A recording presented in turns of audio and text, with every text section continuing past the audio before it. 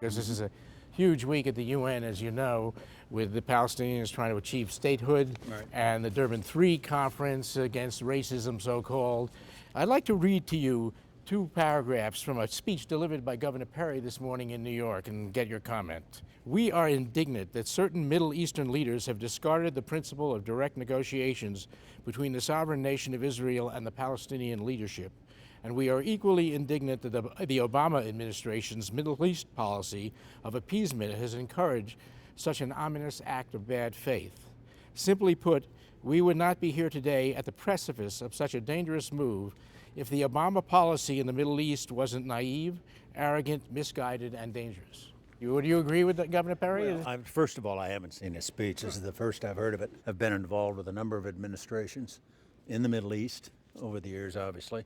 The effort's always been to try to get the peace process going between Israel and the Palestinians and to advance the cause ultimately of leading to a state of Israel that's recognized by everybody and Palestinian statehood. My concern about the current situation is it doesn't look to me like this effort at the UN is going to advance that cause. It looks to me like it's going to create more problems than solve problems. And so we'll see how the administration handles it, but I don't think that doing what the Palestinians have suggested at this point is going to produce the desired result.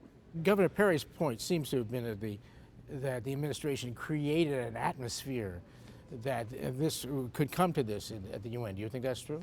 Well, I think what's happened, one of the things that I was disturbed by is when President Obama went to Cairo and basically said that the United States is not an exceptional country, that we're just like everybody else.